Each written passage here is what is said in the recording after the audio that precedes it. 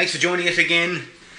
A screener, Jared, we've had sent to us for a new film, which I believe is coming out next week. It's called Flee the Light. So we thought we'd whip out a quick episode cover off on it. Before we get into all that, though, let's do a quick whip round what we've been watching. We might do a bit of up or down. We might also throw some news at you. So what have you been watching?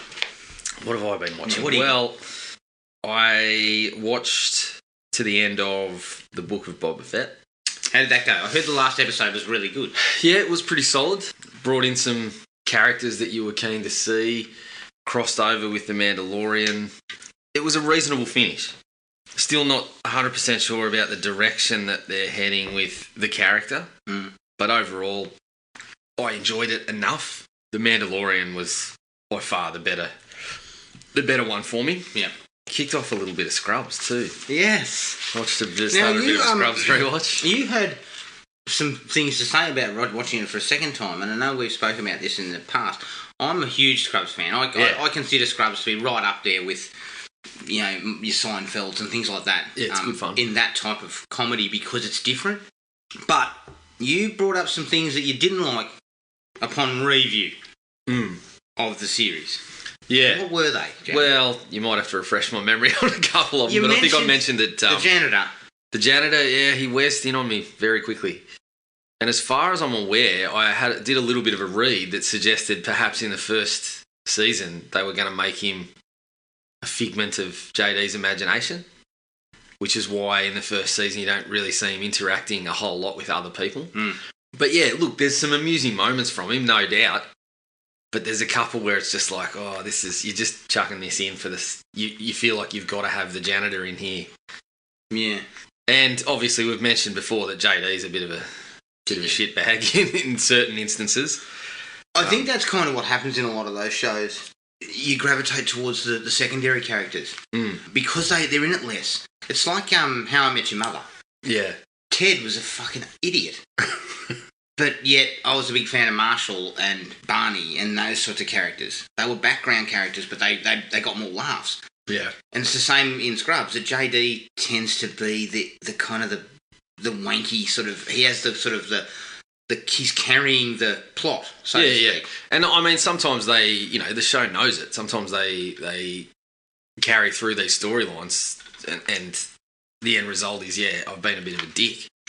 So I do appreciate that, and it's really good at like mixing up the comedy with some fairly heartfelt stories in there. Yeah, agreed. I dig that. Outside of that, I did finish. I know we spoke briefly about me watching Frank Henenlotter films. I did finish Frankenhooker. Holy shit! You can't even say that with a straight face. Yeah. Look, it was all right. It's a bit of fun. Bonkers, off-the-wall things going on. Yeah. And I know you've been giggling heartily every time I've mentioned this, that I'm delving into some full moon features, but I worked my way into Subspecies 2. I mean, I know Kevin Smiritas gets you into pretty much anything. Yeah, Come on.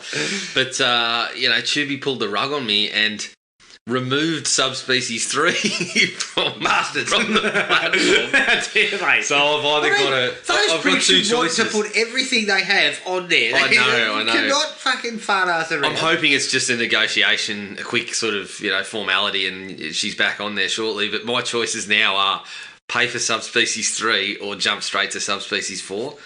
And I can't do that. I need to see Subspecies 3. You're in the middle of the series. I'm in the middle of the series, I need to see what Radu gets up to before, I jump into Subspecies 4. Oh my God, I can't believe there's 4 of them.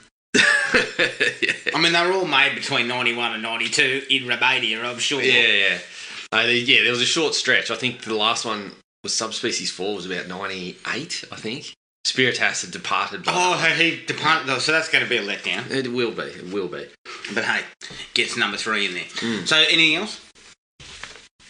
That's it. Reasonably quiet. All right. Well, I was very quiet. I watched 2 series that we'd been sort of flirting around the last few weeks. Finished Cobra Kai season 4.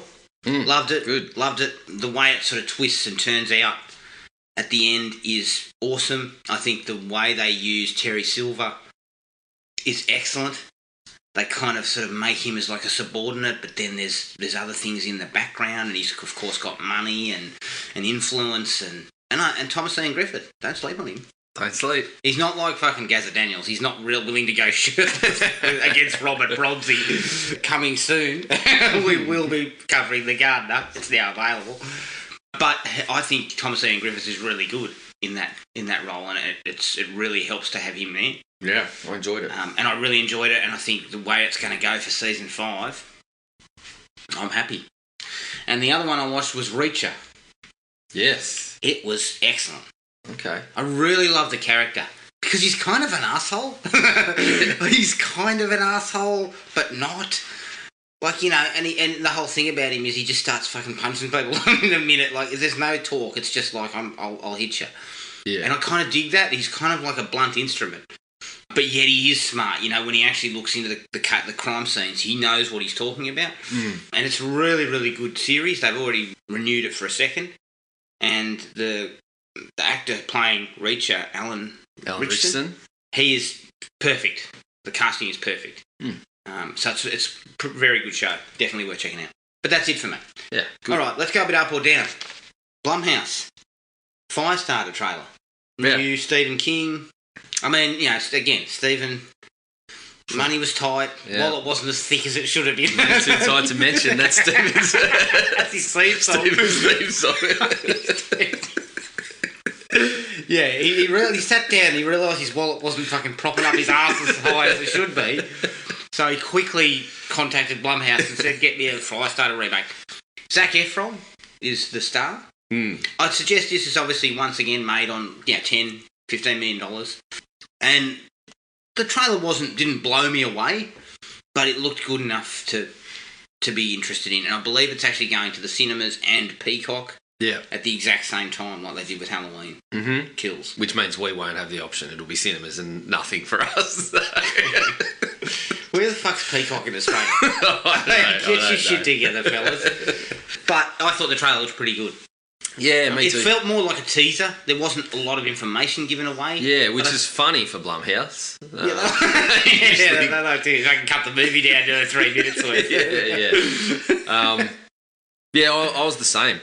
To be quite honest, I still haven't seen the original Firestarter, so probably prompts me to go and check that one out and just drop my video rental money in Stephen's pocket as well. That'll help. Ask Stephen what he thinks of Firestarter, the original version. Yeah, he fucking hated it. I don't think he fucking hated it. Good. Well, thanks for that, Stephen. Thanks for your fucking thoughts. Well, I think sometimes he says that, so a big Stephen King fan will go, shit, I better remake that one. So it's just another genius strategy by Stephen. Because that was Dino De Laurentiis when he was in the midst of having half a dozen King adaptions, including Maximum Overdrive. Maybe that's why Stephen hated it. He was in a fucking cocaine haze at the time. He didn't really know what he was watching. Yeah. It's not great, the original version. No, I've heard it's not an essential to kind of to watch in Stephen's catalogue there, but I have wanted to tick the box and just say I'll check that one out. So I'll probably do that before this one comes out. Yeah. All right. And just a small amount of news for us horror fans. Slasher renewed for season 5 called Ripper. I believe it's set in the 1800s, and from what I read the other day, it stars Eric McCormick, who was in Will and Grace, I believe. He was in Will and Grace. That's all that's been sort of released at this stage. Yeah. But you know what? Season 4 was fucking awesome. Yeah, I liked it. For me, I'm more than happy to see it wherever they're going to go with it. Yeah. I would get a sense, based on its time period and its name, is it's sort of Jack the Ripper-esque. Yeah, which is cool and fits the model. So yeah, I'm very excited to see.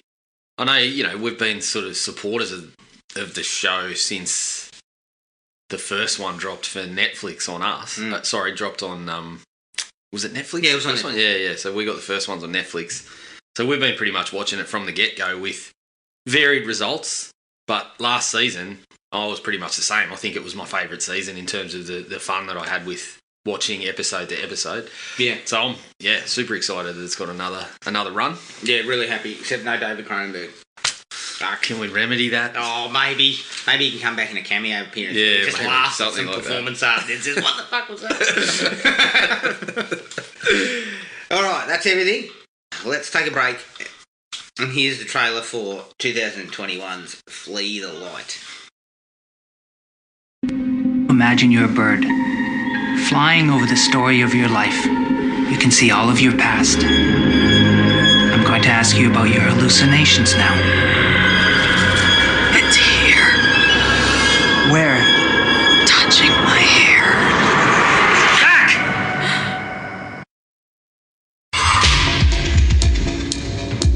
Delphi, talk to me. You really need to tell me what's going on. I'm worried about you. I've been seeing things. Where are you taking me? To the most amazing place in the world. It's where we used to practice. There was a group of us. We were witches. Often unresolved issues, pain, fear, regret, manifest as delusions or hallucinations. You had an episode. You're seeing things. You need proper help. It's great to finally speak to you. It's not about me. It's about my sister. It is about you. There's little time. You must be prepared for what's coming. You came here looking for answers. Coming through me. Darkness and light are two sides of the same coin. I won't let it have her. Remember when we met?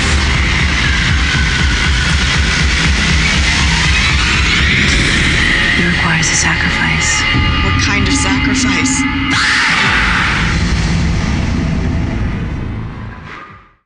Flee the Light from 2021, directed by Alexandra Senza, and this is her directorial debut, and it's produced and written by Jennifer Mancini. This is her first writing and producing credit.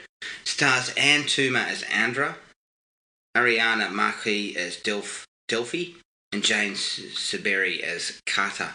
Like, there's no budget information. There's no box office. I mean, it's obviously going direct to video or streaming or whatever. So there's not going to be any box office numbers, and there was no trivia. I mean, this film is fairly under the radar, I would assume, and obviously we got it as a screener as something to sort of look at. So I had seen it. I've seen it a couple of times on Instagram. Fangoria sort of had posted the trailer as well. Oh, had they? Okay. Yep. But not a lot of info. All right, Jared, your take on Flee the Light. Yeah, look, appreciated getting the opportunity to see it. Clear that it's fairly low budget. There's not a lot of cash behind it, and I thought, taking that into consideration, that there was a lot of good things in there. Some locations and things that were pretty incredible, really good looking stuff, some really nice shots and things like that. The story didn't quite grab me, and so I was going through portions of it where I was just sort of wondering a bit more. I wanted a bit more about, you know, who the characters were and how this situation was impacting, and a little bit more about what it actually was behind the scenes. Like, obviously you get some bits and pieces about what is causing what's going on with the girls, but I still felt by the end of it I was a little bit unclear on what exactly had happened. I don't know if I missed some particular things in there, but I felt like, yeah, it was a little bit stop-start in the story sense. So I ended up with a 2 out of 5. There was some really good portions down the stretch, especially I reckon the last sort of 20 odd minutes. It found some feet. Yeah. Got some sort of scares in there, and but prior to that, yeah, I felt leading up to it that we didn't get as much in the story department that I was hoping for. Yeah, look, it's kind of a bit of a close but no cigar for me. There is obvious talent, especially directorially. I would say it was pretty well directed under the circumstances of there can't be too much money in it. There's very few locations, there's very few characters. Like, you know, obviously they're cutting down to try and use their money as wisely as they can. Mm-hmm. And I agree with you, you know, and I'm a big fan of, like, sweeping vistas and stuff. I think they do a really good job with some of that. There's some really, really nice shots of the locations. But I mean, it's just, I mean, I don't like to use this word, but it's just boring. Which it's 75 minutes long, Jared, and if you can't hold me for 75 minutes, you know, you need to do something. The last 20 is probably where it does kick up a little bit. You see a little bit more of her being kind of possessed and everything. Yep. And those things actually work out okay. Yeah, they do. But to take almost 50 minutes to get to any of that, and the explanations within that 50 minutes are kind of a little bit, I don't really know, maybe again I missed something. It just doesn't work. It's too slow. And, I mean, for a horror film, nobody dies. There's no gore of any kind. Like, it's not, I guess there's things missing that I feel like it possibly could have had. Yeah, one of the points that we'll get to later, but just briefly, I thought exactly that. I thought in the first 50 odd minutes, a couple of the little scares that they started to develop in the last 20 minutes would have been perfect just to keep things kind of ticking. And they tried a bit with the dog. Yeah, yeah. And although that was slightly unnerving the first time you kind of see it, that was it. It really didn't sort of hold after that. So, look, let's get into the likes. Let's not, you know, kick the crap out of it just yet. Oh, sorry, my score, 1.5. Right, okay. 1.5. Okay, likes. It looks to be made on a minuscule budget. Yep. And it looks pretty damn good. Yeah. Under those circumstances. The I would camera agree. work, the film, you know, film stock and all that stuff looks really good. Yep.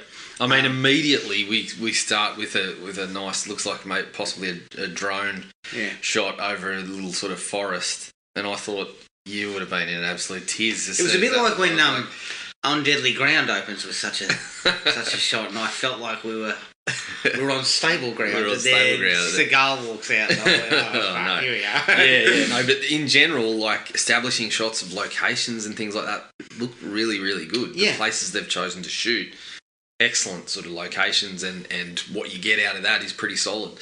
And visual effects and stuff like that are passable. Under the circumstances of what you would have been working with. You're not working with millions and millions of dollars, so it would seem.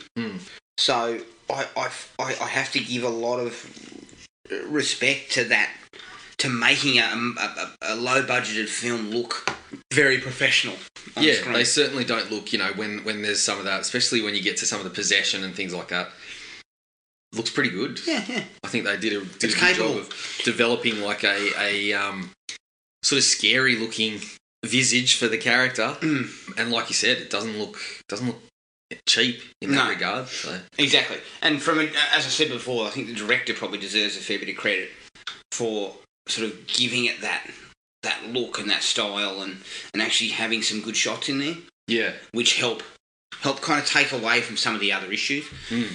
I kind of like the idea of having flashback memories of a previous era, so she's having those flashbacks of witchcraft and everything. Yep. But there are dislikes to that, and I'll get to them. But I like that idea. That's a solid idea to mine if you want to go into it. Yeah. And delve, crossing back and forth. How it sort of came about. Mm-hmm. Another solid plot device is to take them out to where they think it was occurring. So you take the people to the event, the place where the event took place. So you're getting that plot device. You're taking them out there to sort of create that. They're going to get she's going to get kind of possessed or whatever. Yeah. So I was happy with that. I did like the her being hypnotised. Yes. And the hair. Yeah. Lifting up. Mention of, it was an Australian bloke, wasn't it, that provided the visual. Remember the psychologist. He's a visual artist from Australia. Yeah, he's a visual artist from Australia. That was interesting. I mean, I'm Australian, I have no vision, so I'm always happy to hear about someone that does. I haven't met anyone who's got any down here. Yeah, I don't know where he got that from. Do you think he got Australian mixed up with Austria? Possibly. Because that thing looked more Austrian. Yeah, it definitely looked like an Austrian. That was Eastern European, yeah. Nothing to do with us. Yep. But I like that idea. Her eyes roll back in her head, she starts shaking and the hair lifts, and she says that the whatever it was is behind her. Yeah. And the hair does lift. I think that's a kind of a cool way of kind of showcasing that there's kind of something there. Yeah. Because obviously you can't use big effects and things like that, which you could use in other films. Yeah, to you sort got of to be create it. You got to be a bit more subtle and find ways like that to try to introduce some of the scares and the creepier elements that you're going for. And obviously, you know, we are talking about things that happen in the movie. I would recommend, you know, it's, as always with our episodes, you probably should check it out before we talk about it, because we do have a habit of blurting out Yes, we bits do. and pieces. And plot. so check it out, you know, support the filmmakers. Yeah, and then definitely support it. I mean, we don't... It's obviously not... We're not as high on it, but based on our scores. But I do... Like anything, yeah, this is independent film. Yeah. And it's worth taking a look at it, I think, in a sense of... Yeah, you might get something more out of it. Yeah, than and what I appreciate they've put a strong effort forward under some of the circumstances. Yeah, agree. But yeah, remember, spoilers. Spoilers. Check it out first. Check it out first. Right. Look, this is going to be slightly harsh, but the spiritualist that is... She looked a bit like Boy George. Yeah, a little bit of the... As soon as she turned up, I was like... a little bit of the strong makeup work around the eyes. They've and really like kind of caked it on a touch. Yeah. Maybe they were going for more of a trying to sort of down age a little bit, or give it a spooky look. Yeah, I think that's what it was going for, a bit more of that kind of dramatic sort of... See, that's where I came unstuck a little bit. And I think that we'll get to that, but when she first turned up, I was like, who's this? I was a bit sort of... It didn't really appropriately explain it. Yeah. Her involvement. I know that there was a phone call made to her. Yes. But then... I've got some similar sort of... Issues. You didn't know what was going on. Issues there. Well, fuck, I never know what's going on anyway, but look, I felt like it wasn't totally... It doesn't need to be totally clear, but I just felt like there was portions missing that, you know, even when I was attempting to connect the dots, it felt like there was parts there that I had nothing to connect to, you know? Yeah. My last 3 or 4 likes all come near the back end. It's when the entity kind of talks to her. Mm-hmm. You know, he talks to her in that sort of growly voice about, you said that before. It was kind of and it comes up on the mirror. All the black stuff comes up on the mirror. Yeah. Nice way to kind of introduce the entity to us, that it's there. And that all builds up from... There was a good shot of Andra in the little club where the teeth... Yes. You see that she turns around. And it was the first, to me, that was the first legitimate sort of creepy, chilly moment of the movie. I could have done with a few more bits of that, because that was effective. Yeah. That stuff was really good. And as you said... builds in about the hour mark in the cabin with that, you know, the black kind of foggy, smoky looking thing, the talk, and then Andra sort of being affected by it again. She has the black dots on her stomach and stuff. And again, from a visual effects perspective, that stuff looks good. It actually does look good. Yeah, absolutely. And it showcases that the director in that's obviously going, well, we're going to stick with a certain way of doing it. Yep. And we're not going to try and go too far. Right? Because once you start pushing too far, you're stretching your effects to the limit that they can get. Yeah, and a lot that's of the right. time they end up looking really bad. So in this case, that's total opposite. I actually think that a lot of that worked really well. Yep. There's a scene where Delphi closes the curtains of the thing. Yeah. And then she turns around, they fly back open, and Andra's standing in there. Yeah. With that sort of, you know, the teeth and everything like that. Yeah. Really cool. Excellent. So that was an awesome shot. Yep. Actually kind of gave me a little bit of a jump. Yep. Yeah. And that's the thing. It was noticeable that there wasn't as many scares because when they were there, they were good. Yeah. So, yeah, that's kind of, you know, it feeds into something that I didn't like about the movie, but that's that particular one you mentioned there. Yeah, I had the same solid effect. Yeah. Mm-hmm. And the last one for me is, even though you could kind of see it coming, I think the idea of her drowning herself to sort of take that away from, I believe, from Andrea, was effective. And it kind of tied back to the scenes we kept seeing of them in the water together. Yep. And what that was. I thought that was an effective sort of element that just probably needed a little bit more flesh. Yeah, probably. There was parts of it that just don't quite hang. Yes. And that's kind of where we'd be going when we go into the dislikes, is a lot of this doesn't really connect up. Yeah. And, there was the kind of... Obviously, the imagery of kind of the situation they were in, you kind of connected it when things were happening. You kind of connected this stuff, these shots of them in the water, just kind of being lost and fucking drowning in this situation and being taken by this thing. And like you said, that could have probably been developed a little bit more because it did work reasonably well when they used it. Yeah. Yeah. Any other likes for you? Yeah. I actually liked the fact that we got... it was something of a twist that the witch-looking lady was actually the one that was helping them, where in the visions before that, you just assumed that she was, I don't know, the choreographer of these dances that were taking place. But she was like... You assumed she was the income chameleon. Yeah, that she was at the front of whatever was happening. Yes. But it was... Because she was kind of opposite. like an ominous presence for a period there. Yeah. You thought that she was kind of involved. Yeah, correct. So I did like the fact that was where they went with it. Yeah. That it was sort of the opposite, just trying to play with you a little bit in that way. Yeah. I don't know about a like, but I did have a bit of a laugh to myself when they first went into that club. And there was a little bit there where I was sitting there going, what is this? And then my first thought was, is this a swingers club?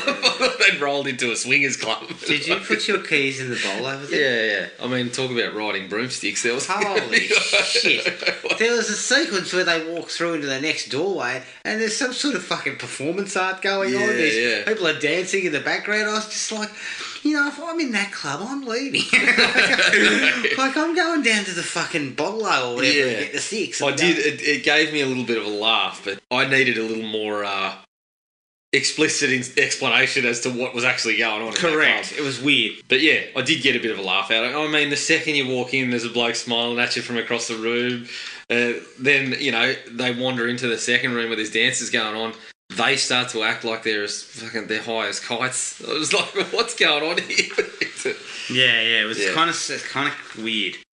I didn't quite understand a lot of that. No, but I did, like I said, I got a bit of a laugh at that initially, probably from my own fucking... Your own silly, lowbrow kind of thought process that was going on there. Anything else from it? No, that was it.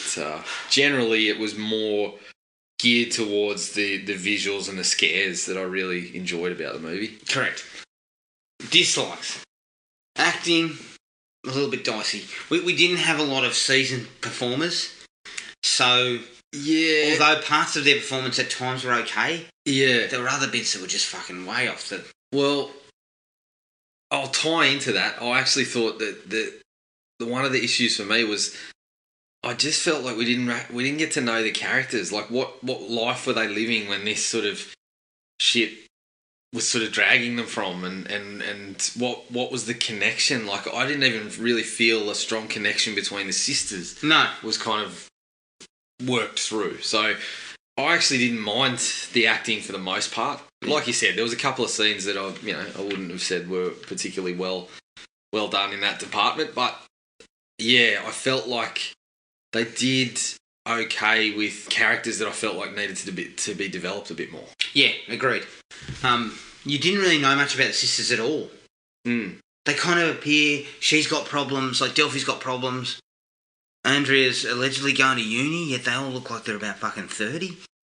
Yeah. There's that scene at the party where they're all talking about uni. I went back to uni when I was 30. But, I mean, I understand that, people go back when they're older. Yeah. But they all, cluster around the same fucking group. I mean, you know what? I did have a bit of a chuckle because it seemed like they were at a party with their friends. And then the bloke that's standing there holding a beer seems to be fucking taking pot shots about her going back to uni. And I'm thinking, who are you? Were you invited? Fucking go away. Go away, cabbage. Take your bloody Canadian club and take off, you asshole. Yeah, exactly. And I thought to myself, they're talking about uni and they've all got fucking crow's feet. And I was like, so hang on. So all the old age guys are hanging out together? Is that what's happening? Maybe. Yeah, but I just felt like that first 10 or 15 minutes, I didn't really get a sense of who the actual characters were. No. I just felt like we're jumping straight into I got a problem and I got to solve it, but it didn't really feel like. So I don't know where your character's coming from. I can't see how. Just talking sort of classic storytelling stuff. At the end of the movie, I can't see. Where's the progression? Where's the arc? Yeah. So there was a little bit of that I felt was missing. And one of the problems too was that they had a really interesting situation where she says that she got in. Yeah. And then she reads the letter and she didn't. She didn't get in. And I'm like, that was interesting, but why the fuck? Why didn't we explore this? Yeah. What happened? Why is that the case? Or would it have been, more interesting if she was fucking telling fibs because she was embarrassed that she didn't get in or something? I don't know. This is all the stuff that I was drag it out for us. I was just hoping for something like that so we knew what they were coming from, like why was Delphi, why was she struggling? What was the, how can we sort of find out where, as you say, where they were when this began? I wanted to see more of how this was impacting, like what life was she leading that this was fucking destroying? Yeah. It didn't discuss any of that at all. It just kind of forgot all that. Yeah. Which hurts the film in the end. In totality, you're just sort of sitting there going, well, I don't really care for these people. Yeah. As things get out of hand, I don't care. Yeah. And then we seem to spend, it's like, it goes for about 25 odd minutes of just pushing forward onto what is this, but we don't find a lot more about it. No. So, yeah, I think it just probably needed to be tightened up in that. It's a slow burn, but it's too slow. Yeah. Like, as I said to you before, it's 75 minutes long. That is slow. That's barely feature length, right? So, if you're running 75 minutes, you want to try and pack as much into that 75 minutes as you can, but you need to make it storytelling work. So, when we hit that final 20 minutes and it's all happening, I want to care for those characters. I've got to care. Yeah, that's right. And I don't. And unfortunately, I've spent 50 minutes kind of almost like they're kind of wandering around in circles. Just sort of chasing, really that's right. They're just sort of chasing this thing that we're not even finding all that much more about what's chasing them. Yeah. And I felt like once we hit the doctor's office and he puts them onto the spiritualist, I thought, okay, we're going to start finding out little bits of information that are going to start to resolve what's going on here. But I didn't feel like we did. No, we didn't. I didn't feel like we got much from the spiritualist in the way of what is actually. I came out at the back end just feeling like there's a dark force that's after them, but I still am not really sure how it connects to the flashbacks, to the witchcraft. How did it? Were they descendants of that? Yeah, witchcraft group. What had they been? So none of that really worked. I got some feelings about what it was sort of saying, like what she may have been what I may have been trying to represent with some of this stuff. But again, I couldn't be sure of much of it because I just didn't feel like I had that information to connect to it all. It takes 50 minutes to get to the entity. So we don't actually see the entity, bar that one shot where she turns around in the club and shows her teeth, until 50 minutes into the film. So, I don't know. At that point in time, I remember thinking to myself, what is happening? Like, what are we getting to here? Yeah. Like, I didn't know. And then, finally, the film sort of finds its feet and does kind of wrap things up. Yep. But, they say, if you haven't got your audience after 30 minutes, you're probably fucked. Your movie's probably in trouble. Yeah. They didn't have me at 30 minutes. No, I agree. I got into the same place, and I started to check my phone. I feel like what you said, and what we briefly spoke about, just chucking a couple of the scares in, or a situation that doesn't necessarily have to be fully explained to me, but a situation showing, like you did with the club there, of Andrew being fucking taken over by this thing. Yeah. That was fucking creepy. And that, even if I hadn't have had an explanation, if you had had a couple of things like that early on, I'd have probably still been following it along a bit more closely. And why not throw in that someone dies at the club? Well, like you to said, say that, and the sister starts thinking, fuck, Andrea was there. I saw that look, that face on her. I know that there's an issue. Suddenly, someone's dead. well, it's all about it's the danger, right? It didn't seem all that dangerous because no one was dying. That's right. And so you could have killed. So one of my big problems is they introduce the male character at the club, but we're fucking 40 minutes in. He only sees maybe 3 scenes. That guy. Yeah. So what was the point of him? The point of him should have been that she killed him at the club. Well, yeah. He was pointless. I felt like, same as you just mentioned, the issue was he came in really late. So again, it was another relationship that I just couldn't buy. They supposedly made this connection together at the club, or which I'm not going to lie to you. She looks over and he is giving the most sleaziest smile I've ever seen in my life. Well, it was a swingers club. Mate, so it was like, yeah, I know, but at least he should have been wearing like a shirt buttoned down at the chest or something. Really sort of laying it on thick. No, I see, and this comes back to, we didn't really have anything we were guessing about what was going on at the club. Yeah. And you don't want to be guessing. Him talking about, people told me about it, I've come here every night and all this sort of stuff. And I think the smiling and stuff was supposed to be all tied into this, that he was this the light that we're talking about? Like, this is, I don't know, like, he's just sort of, shit, mate, I'm bamboozled. Well, it felt like he was that this was all sort of connected to it, right? That there was the dark and the light, and the light was affecting his mood. The bloke was fucking loving it in there, and that's what Andrea was experiencing. Like when I said they walked through that dancing one, and they're both like they're giggling like they're high. Like I needed to know why that was going on, and as you said, because it happened so late, we didn't get a chance to develop a relationship between him and her either. So when he comes racing into the cabin to help her and starts getting thrown around like it's the Evil Dead or something like that, I wanted to know. I wanted why would he help her? He's met her once. So there's obviously a situation, as you said, when they walk through, they're bonded or connected by whatever they see. And that's why he would help her. But there's no explanation of what they saw. What they feel. So basically, why the fuck does he even turn up? Well, that's the thing. When he turned up, I was like, why is he here? Yeah. And I thought maybe it was going to be a kill. They were going to kill him. Yep. Down that stretch. Yeah. But they don't. See, I didn't think they were. I felt like, he was going to survive, but as you kind of mentioned, because we haven't had anything prior to that, that's kind of why. I would have thought, I thought to myself, gee, wouldn't it be disappointing if you've introduced this bloke just to kill him now after we've had no sort of raising of the danger level prior to that? Yeah. Just it felt like poor scripting. Poor scripting. So we don't know the ins and outs of why these characters are connected in any way, and they just all turn up at this cabin at the end. Yeah. It's just, you need to explain it.